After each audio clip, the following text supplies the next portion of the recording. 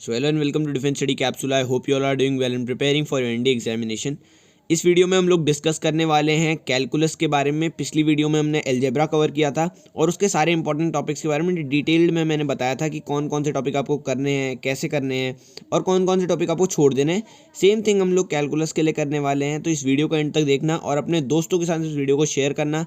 My name is Sachin Upadhyay, you are watching defence study capsule. Let's get started.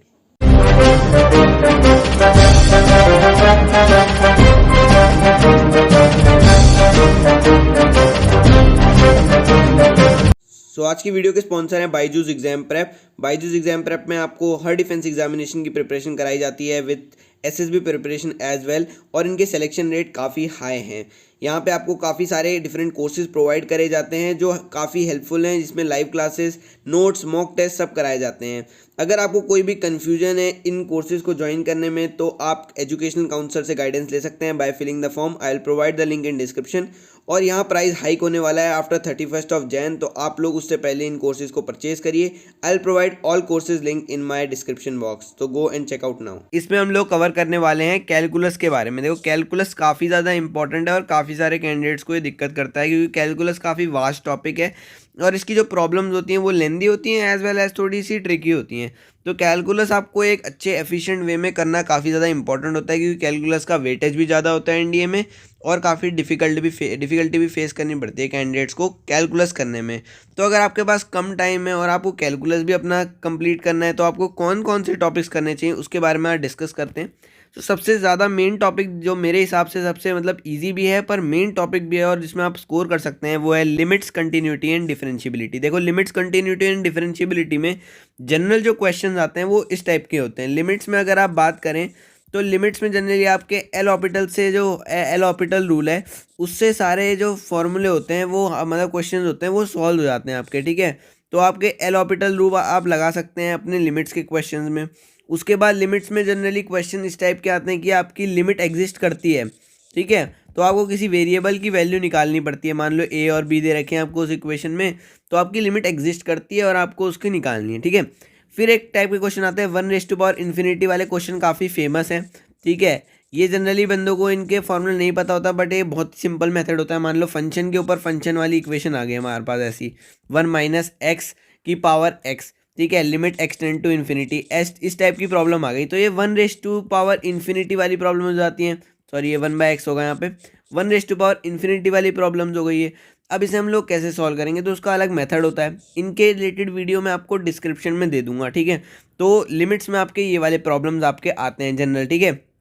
अब बात कर लेते हैं हम लोग कॉन्टिन्यूटी की। कॉन्टिन्यूटी में जो आपके प्रॉब्लम्स आती हैं वो जनरली वही आती है कि आपकी कॉन्टिन्यूस है फंक्शन किसी भी पॉइंट पे। मान लो x = 0 पे आपको पॉइंट दे रखा है और आपको 3 इक्वेशन दे रखी हैं। एक आपको x <0, x > 0, ठीक है, ऐसे दे रखी हैं आपको 2 इक्वेशन, और आपको यहाँ पे कोई एक वेरिएबल a दे रखा होगा जो आपकी उस इक्वेशन में होगा, तो आपको उसकी वैल्यू निकालनी होगी। अगर वो एग्जिस्ट करता है तो कंटिन्यूस है तो उस फंक्शन में, तो आपको LHS = RHS करना पड़ता है। यहाँ पे LHL RHL, left hand limit, sorry LHS नहीं LHL, ठीक है।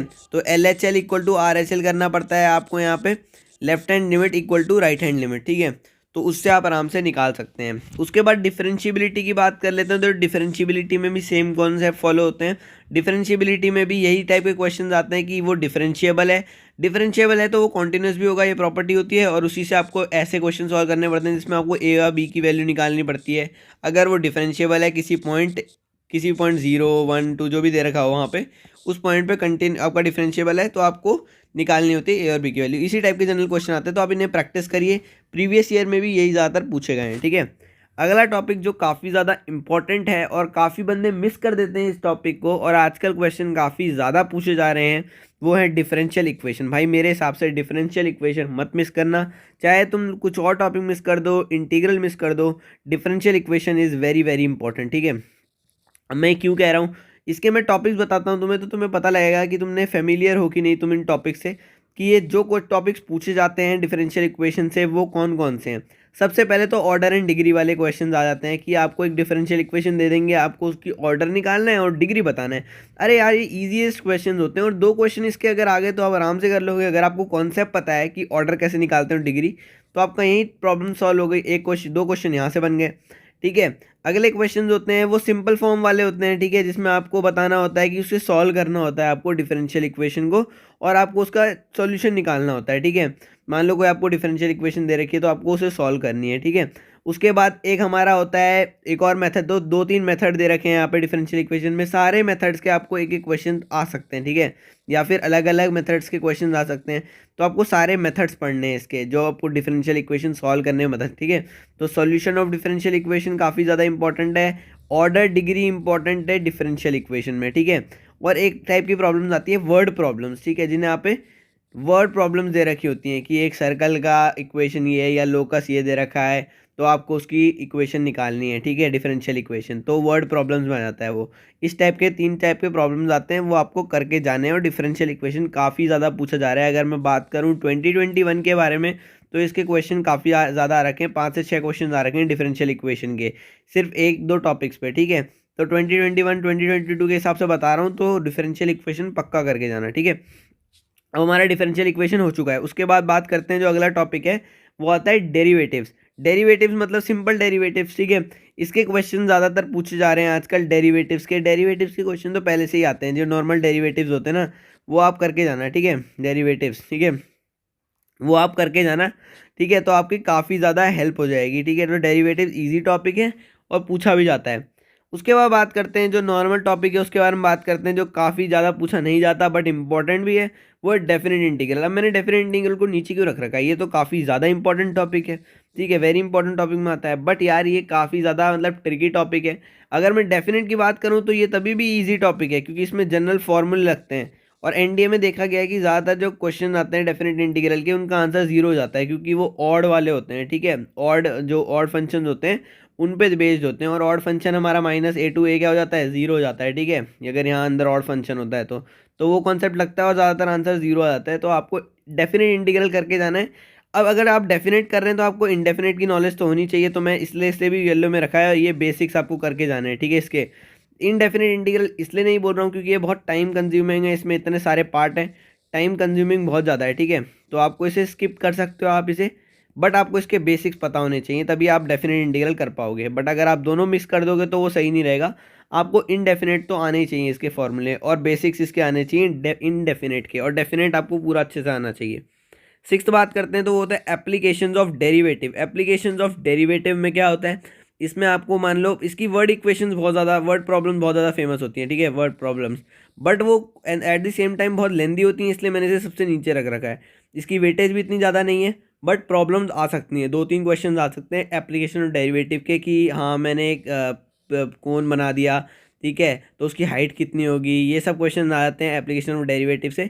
बट आप इसे स्किप कर सकते हैं। मैंने तो इसे स्किप किया था एप्लीकेशन ऑफ डेरिवेटिव मेरे टाइम पे, बट मैं इसकी वर्ड प्रॉब्लम्स 1-2 कर लेता था, ठीक है, कि बाय चांस की मेरे को आता हो क्वेश्चन, ठीक है। फिर आप टॉपिक जो तुम स्किप कर सकते हो, एक तो एप्लीकेशन ऑफ डेरिवेटिव कर सकते हो स्किप, ठीक है, बट तभी मैंने उसे ग्रीन में दे दिया। Second is area under curve. यार इसे मेरे हिसाब से बिल्कुल स्किप करना चाहिए तुम्हें, क्योंकि वहाँ पे बिल्कुल टाइम नहीं होता और इसकी इक्वेशन काफ़ी ज़्यादा कंफ्यूजिंग होती है, ठीक है, कंफ्यूजिंग इसकी बहुत ज़्यादा होती हैं, और वहाँ पे बिल्कुल टाइम नहीं मिलेगा तुम्हें करने का। और एरिया अंडर कर्व के क्वेश्चन मैं उठा लेता था, पता नहीं क्यों, और मेरा उसमें बहुत टाइम वेस्ट हो जाता था, 10 मिनट मेरे वेस्ट हो जाते थे एरिया अंडर कर्व में, क्योंकि मैं पढ़ के जाता था इसे। अब तुम पढ़ के नहीं जाओगे तो तुम वैसे ही छोड़ दोगे, तो पढ़ के मत जाना एरिया अंडर कर्व। इससे 1 क्वेश्चन आता है या 2 क्वेश्चन आते हैं, ठीक है, और वो काफ़ी बड़े होते हैं और लास्ट में आते हैं शायद पेपर के, मतलब प्रोबेबिलिटी से पहले आते हैं। फिर आता है इंटीग्रेशन बाय पार्ट्स। छोड़ देना, इंटीग्रेशन बाय पार्ट्स तुम्हारा 12th का टॉपिक है, वो एनडीए में नहीं पूछा जाता है इंटीग्रेशन ऑफ बाय पार्ट्स, तुम डायरेक्ट कर सकते हो इंटीग्रेशन, ठीक है। Only do normal form of limit. Limits की जो नॉर्मल फॉर्म होती है, जैसे एक होती है 0/0, infinity upon infinity, infinity minus infinity, और इन्फिनिटी माइनस इन्फिनिटी, और 1 की पावर इन्फिनिटी। सिर्फ ये 3 या 4 फॉर्म करके जाना बस, ज़्यादा बड़ी फॉर्म मत करना, और ज़्यादा पूछी नहीं जाती। 0/0, इन्फिनिटी माइनस इन्फिनिटी, और 1 की पावर इन्फिनिटी। कैसे इन्हें सॉल्व करते हैं, क्या क्या मेथड होते हैं उनके, वो भी देख लेना, ठीक है, एक बार। तो ये सारा मैंने बता दिया आपको। उसके बाद मेथड्स ऑफ प्रिपरेशन, जैसे मैंने हर वीडियो में बताया, पिछली वीडियोज़ में बताया मैंने तुम्हें मेथड्स ऑफ प्रिपरेशन कैसे करना है। आपको RPP करना है, आपको RPP, revise, practice, PYQs practice करने हैं आपको, और यहाँ पे प्रैक्टिस एक्स्ट्रा, ठीक है। तो PYQs कहाँ से प्रैक्टिस करने हैं, कोई भी आप पेपर वाली बुक ले सकते हैं। रिवाइज कहाँ से करना है, पाथ फाइंडर, ठीक है, Disha go book set, RD Sharma, RS Agarwal, उनसे रिवाइज करना कॉन्सेप्ट। और वीडियोस YT वीडियोस काफ़ी ज़्यादा इंपॉर्टेंट है, वो भी देखना, ठीक है, रिवीजन के लिए। उनके लिंक्स भेज दूंगा, अगर इससे रिलेटेड कोई अच्छे टॉपिक्स में मेरे को मतलब वीडियोस मिलती है तो मैं आपको वो डिस्क्रिप्शन में दे दूंगा। फिर आपको प्रैक्टिस एक्स्ट्रा करने हैं अपने हिसाब से, RD शर्मा, RS अग्रवाल से आपको प्रैक्टिस करनी है, पाथ फाइंडर, गो बुक सेट, जो क्वेश्चन आपको मिलते हैं जहाँ से, वहाँ से प्रैक्टिस एक्स्ट्रा करिए आप, ठीक है। तो ये आप पैटर्न फॉलो करिए फॉर योर कैलकुलस, आपका कैलकुलस काफ़ी स्ट्रांग हो जाएगा और इन्हीं टॉपिक से ज़्यादातर क्वेश्चन पूछे जाएंगे। तो आप टेंशन फ्री होकर इन टॉपिक्स को करके जाइए, एटलीस्ट इनको करके जाइए जितने मैंने आपको बताएं। जो स्किप करने हैं वो स्किप ज़रूर कर देना, मतलब मत करके जाना उन्हें ज़्यादा फोकस, ताकि आपके पास टाइम बचा रहे, ठीक है। So this was all about the video, will meet you in the next video, till then जय हिंद।